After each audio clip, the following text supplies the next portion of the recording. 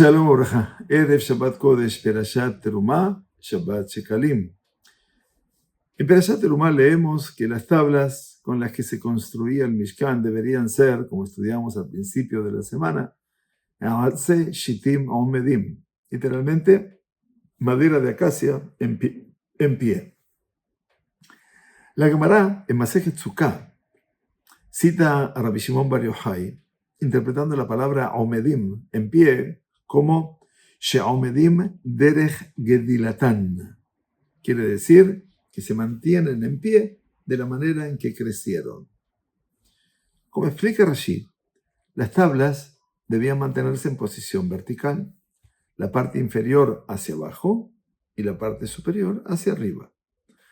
Rabbi Shimon aplica este requisito con respecto a las tablas del Mishkan a todas las mitzvot, estableciendo que todos los objetos de mitzvah deben estar en posición vertical, en su posición natural durante el acto de la mitzvah.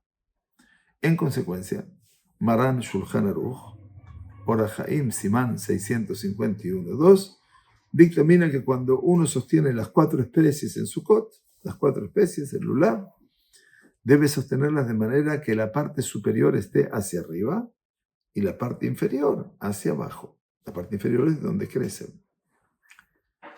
La Mishnah Berurah agrega que incluso después del hecho, si uno agita las 4 especies, hacemos los na'anuim, con una de ellas posicionada al revés, no ha cumplido con la mitzvah y debe repetir el acto sosteniendo las 4 especies correctamente.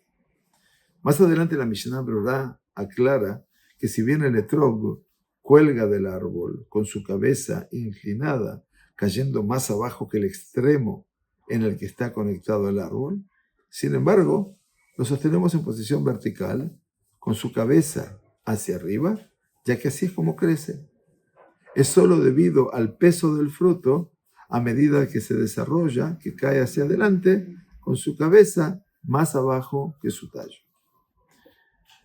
Dr. Norman Lamm, presidente en su momento de la Yeshiva University, un talmid jajam muy particular, Zichrono Libraja, ofrece una explicación simbólica del significado más amplio que subyace a esta halajá, de derech gedilatam, de cómo crecen, de que los objetos de la mitzvah deben colocarse en su posición natural, con la parte superior hacia arriba y la parte inferior hacia abajo.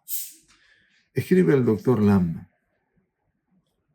así como la madera de Shittim debe estar en una posición vertical y natural, así también el judaísmo, que está simbolizado por esta madera, debe practicarse de una manera natural.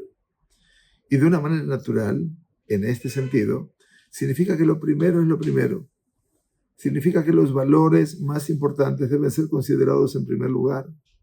Significa que las partes principales del judaísmo no deben subordinarse a los elementos menores y menos significativos. Significa no engañarnos y creer que somos buenos judíos cuando practicamos lo mínimo. Significa no engañarnos y no engañarnos. Debemos aplicar la Torá a nuestras vidas de arriba hacia arriba, y de abajo hacia abajo. Es decir, dice el Rav Lamm, otorgando prioridad a las prioridades más altas de la Torá. Nuestra escala de prioridades debe reflejar la de la Torá. Por supuesto, estamos sujetos a todas nuestras leyes y tradiciones, pero debemos determinar cuidadosamente qué aspectos de la vida de Torá deben priorizarse sobre otros, cuáles deben enfatizarse más y cuáles menos. Rav Lamm critica aquí a quienes se sienten satisfechos tomando elementos relativamente menores de la práctica judía y dedicándoles una gran cantidad de tiempo y atención, a expensas de otros aspectos más fundamentales de la práctica de la Torá. Él enfatiza el fenómeno particular de los judíos que enfatizan demasiado la recitación del Kaddish y otras costumbres relevantes al duelo y la conmemoración del difunto, mientras descuidan otras obligaciones religiosas mucho más básicas, por ejemplo. Mientras nos esforzamos por construir nuestro Mishkan y construir nuestra vida religiosa, debemos asegurarnos de que nuestras prioridades estén siempre correctamente ordenadas, que enfaticemos aquello que merece énfasis sin descuidar lo primario en favor de lo secundario. Atze shitim omedim.